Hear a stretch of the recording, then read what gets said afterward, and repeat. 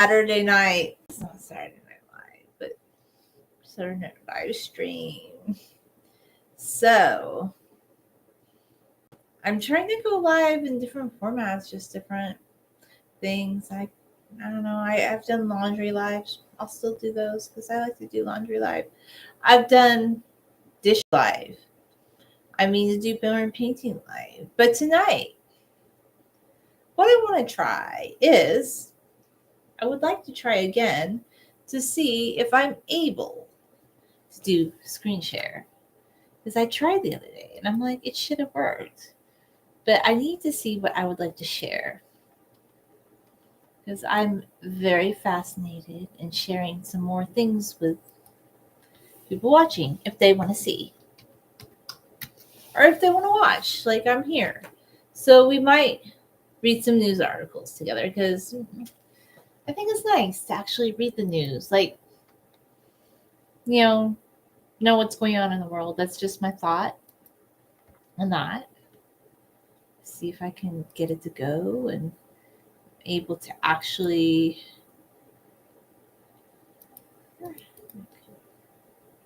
let's share the audio. Share the tab, share the entire screen.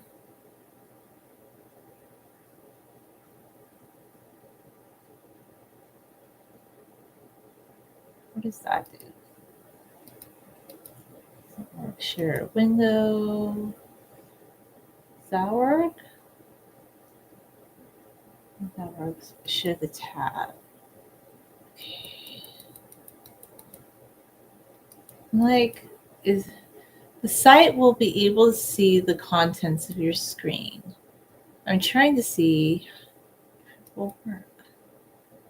I just feel like, because last time, I need to test it out because I know the screen was blank last time. And that was weird. I didn't like that. Yeah, it makes the screen blank. I don't know why.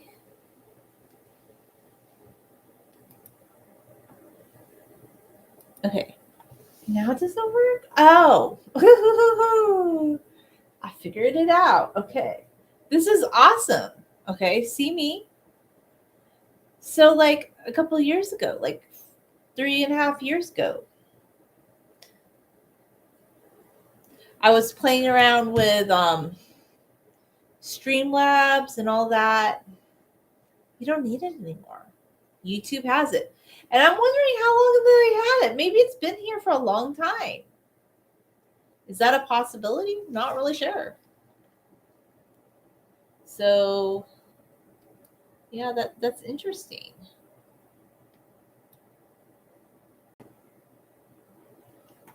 I need to be able to see what I see. So I think I'm going to do something. I'm going to do this. Just want to see. So let me see that. Let's see. I'm going to see if it's live and what the live view is.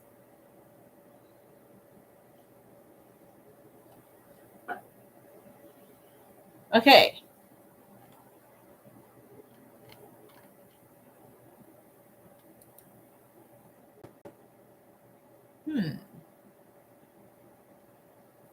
Okay. It does seem like it's live. It works.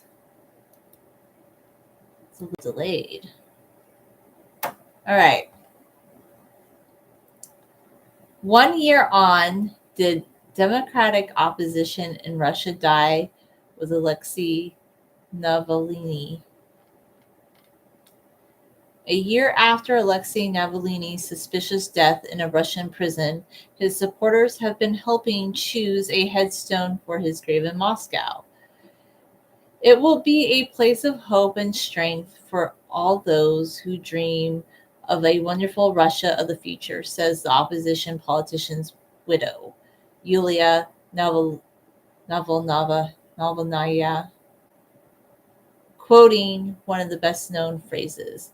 Revealing his short list of designs in a video last year, she hoped the grave would become somewhere that those who oppose Vladimir Putin go to remember they are not alone. Navalnaya now lives abroad facing arrest if she were to return to Russia. Her words capture just how far ambitions have shrunk. For years, Alexei Navalny was a leading opposition figure challenging Vladimir Putin.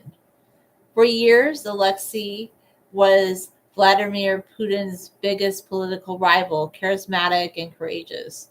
Today, even his lawyers have been jailed as extremists, and a huge number of supporters have fled Russia for safety. Those who stayed are mostly scared into silence. Now, Vladimir Putin, far from being defeated by a ruinous war on Ukraine, looks like dictating the terms of peace deal there alongside Donald Trump. So, did Russia's democratic opposition and its dream of change die in an Arctic prison yard with Alexei Navalny squeezing Russia's democratic life? Ksenia Fedeva was serving a 9-year prison sentence.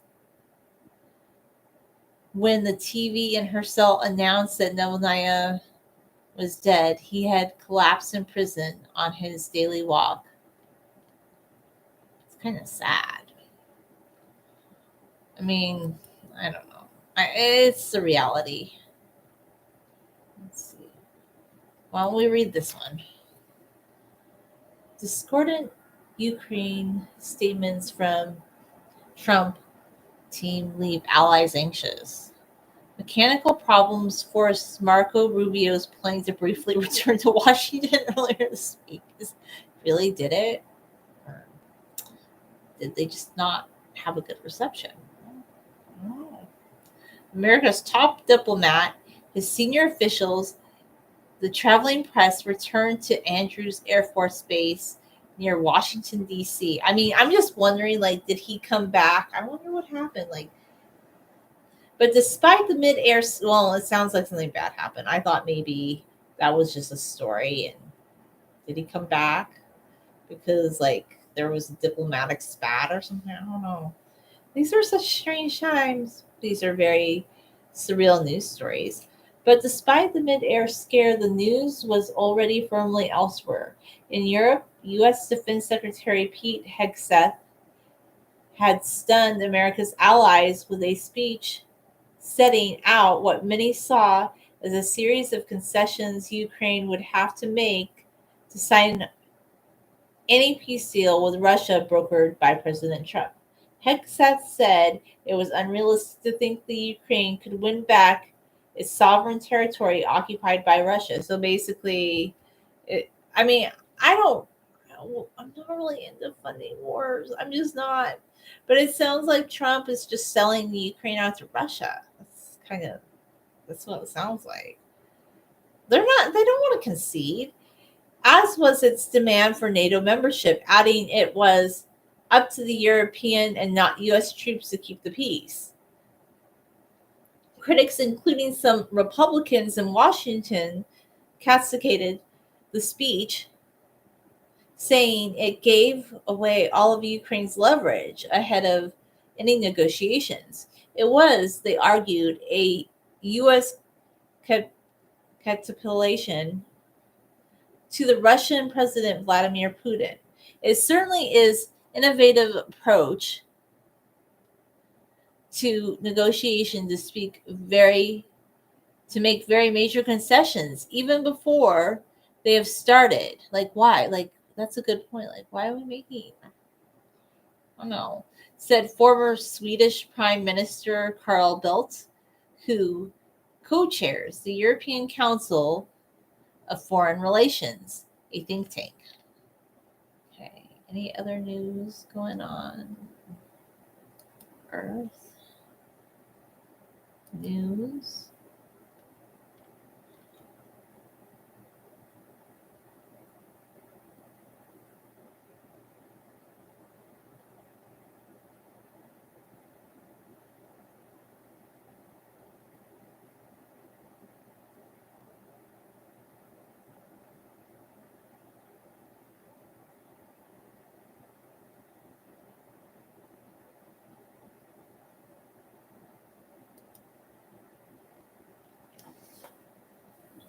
Who is Danielle Sassoon, prosecutor who quit in protest from Trump's Justice Department? Kayla Epstein, Madeline Halpert, and Nada Tawfiq. Ordered by the Trump administration to drop a corruption case against New York's mayor, a top federal prosecutor instead resigned in protest. Danielle Sassoon is known as a tough but fair conservative attorney, according to the former colleagues and courtroom rivals alike. In 2016, Danielle Sassoon wrote a tribute to a former boss, the late Supreme Court Justice Antonin Scalia. She praised the conservative jurist's character and his legal approach. Such qualities were not universal, she told readers. Sometimes when you peek behind the curtain of power, you suffer a rude awakening, she wrote. What you find is corruption, ego, and a lack of ideals and intellectual heft. On Thursday, Sassoon, who had served just 3 weeks as the interim head of the Southern District's of New York, offered the country a peek behind the curtain of power. The 38-year-old federal prosecutor resigned on Thursday after refusing to comply with the Justice Department's order to drop the corruption case against New York City Mayor Eric Adams. She did not go quietly. In a letter to the U.S. Attorney General Pam Bondi, which quickly became public, Sassoon said there was no legal justification for dismissing the case. She made explosive allegations of a quid pro quo proposed by Adams' attorneys to the Justice Department and said the top officials who ordered them to stop acting, Deputy Attorney General Emile Bouvet, who did not provide sufficient legal justification for his actions.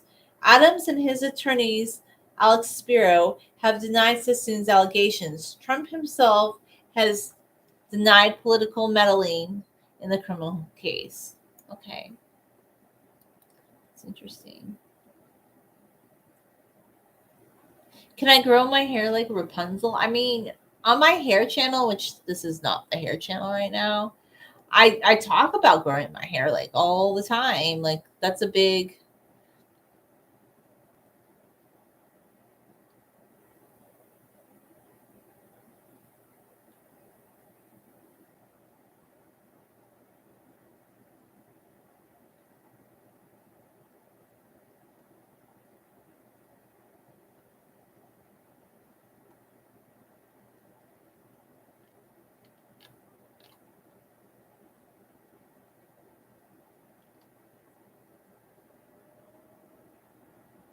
Here's one.